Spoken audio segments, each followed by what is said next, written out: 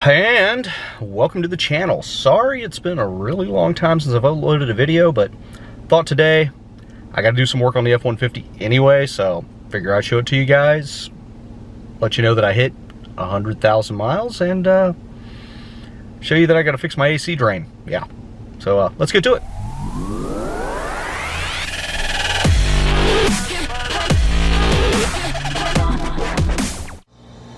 And welcome back to the channel. I know it's been a little while since I made a video, but thought today might be a good day because this thing up in here, I don't know if you can see it real well, that thing right there, I believe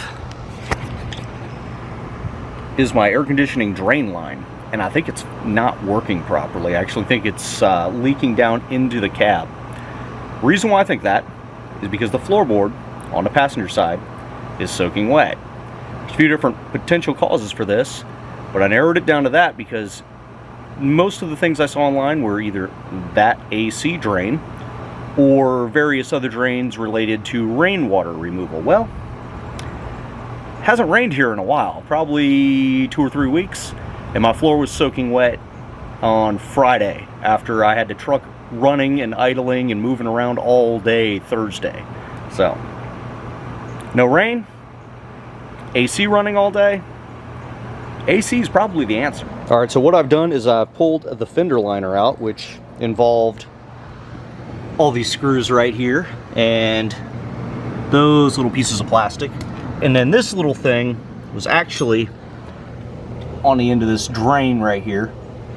So what I did is I went and bought one of these 90s, because this seems to be the answer. Basically, you're going to plug this on the end of the drain, let it leak down away from the rubber gasket or whatever that is that it's holding into. This is whatever part number this is. I guess it's a vacuum line 90, but it's rubbery. I think it'll fit. I'm going to jam it on there. And then while I was out there, I went ahead and got some replacement clips, because I hate clips, I destroy them.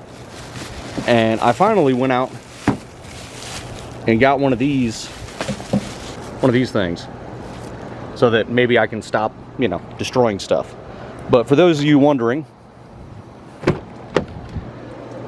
right here, you see a little bit of the water right there from the floor mat. So this is the floor mat that lays basically down in this area, and all of this right here is wet. Like, it's damp right now. It's been damp for a couple days, so I guess I'm gonna have some mold under there.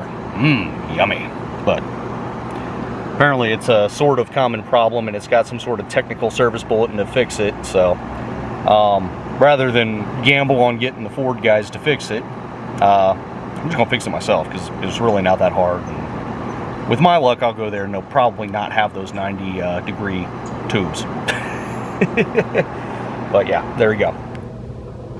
All right, for those of you wondering exactly how the water gets in, from what I understand, the water is supposed to come out of the end of this and just kind of go down. But what it does is it follows the contour and then goes basically into this piece of rubber and seeps in behind the metal, and then goes down inside the floorboard. Awesome. Awesome design. Love it. So we're going to go ahead and put that 90 on there, make it fit, and then tape it on so it doesn't move.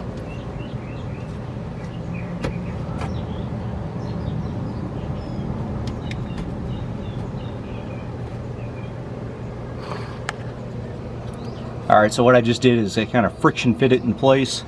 It is a little bit further on the downside because I want gravity to take this down and not back this way as easily. So it's in here.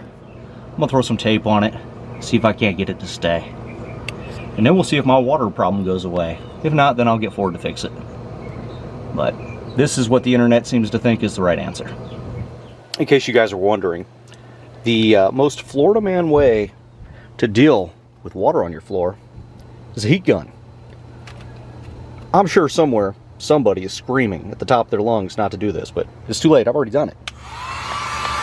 So Obviously, I'm not standing in any one spot for very long, but it's just enough to heat the carpet up and get the moisture out. If I stay in one spot too long, I could probably set this truck on fire if I try hard enough. But here you go. This is how I'm drying my carpet. Basically just running this little heat gun over it to kind of dry it out the best I can. And then checking periodically with my hand to see if there's still dampness. And this is getting very dry now. I mean, there's a little bit right here where it's kind of damp, so I'll work on this area a little bit more, but a lot better than it was, because when I was touching this, it was soaked. So it's still got some dampness, but it's not soaking wet now. So we're going to continue to Florida man this out and see if we can't make it dry.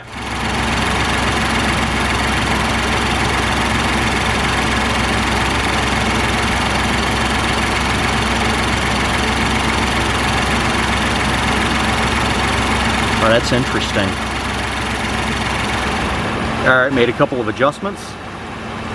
And as you can see, it is draining through the tube and not into the interior of the truck. So, what I did notice is after I first put it on, up underneath of here, kind of hard to tell, but there was like a ridge that some engineer put in there, and what it was doing is redirecting some of the water back into the truck and the rest through the pipe. So I actually had to take a Dremel and smooth off the actual pipe right here. So I smoothed the pipe off.